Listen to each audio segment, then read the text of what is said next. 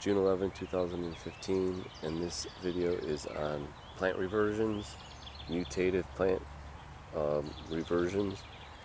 And the first plants on the earth, I would imagine, were green, different shades of green, but they were green.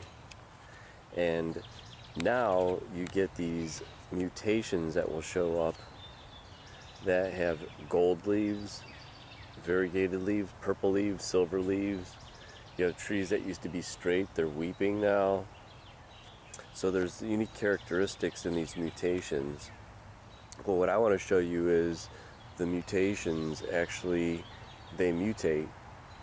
And I'm going to show you mutative mutations. And ever since Fukushima, there's been a lot of radiation that was put into this environment.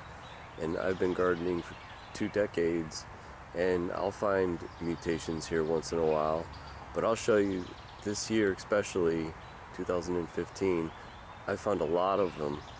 And this is what the video is, to show you that there's mutations that are reverting back from mutations.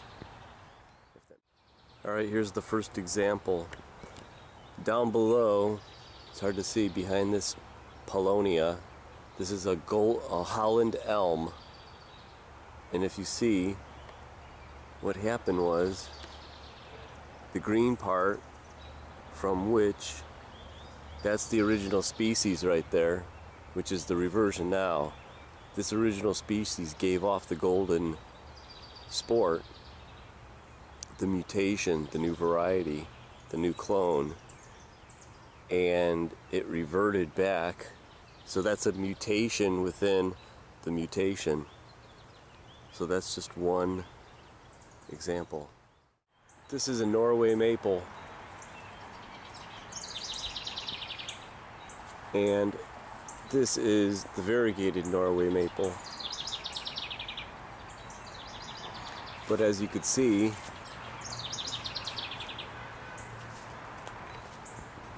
it's mutating back to where it came from. You might get a few of them here and there, but there are probably at least, I wouldn't doubt, about 20-25 of them, which I have to cut back right now, or else all the green will overgrow the variegated form. But that went bonkers with another mutation from the variegated Norway maple. It might be hard to see this one, but that is the original year the sunburst locust came out, I think in 1949. And there's 2 of them in there.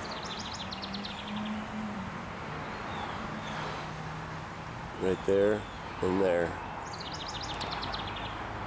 But that thing's impossible for me to climb, so it'll stay. See, now you can see why variegated plants, they look more interesting. There's a variegated water plant.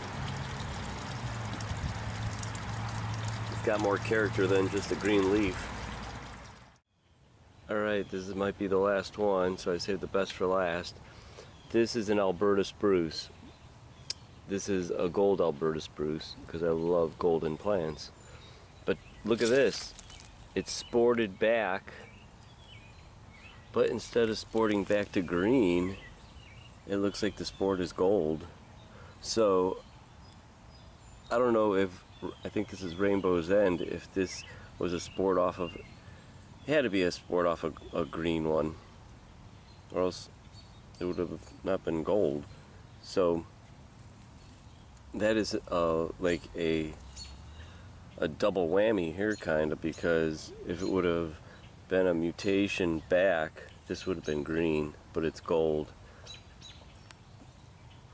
So I could be wrong, but that is an interesting take. And I don't know why all of a sudden these sports are popping up like crazy everywhere in the garden.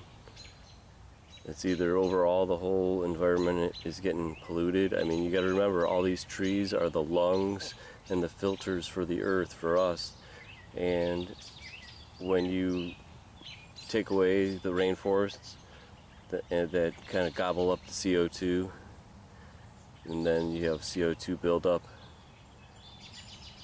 You know, instead of taxing everybody to slow our appetite for traveling, why don't you start planting some trees, and it might bring the CO2 down. I don't know. But anyways, here is the mutation in the golden garden. So back in the day, the growers thought that these were caused by viruses and they weren't good, so they were actually thrown out and burned.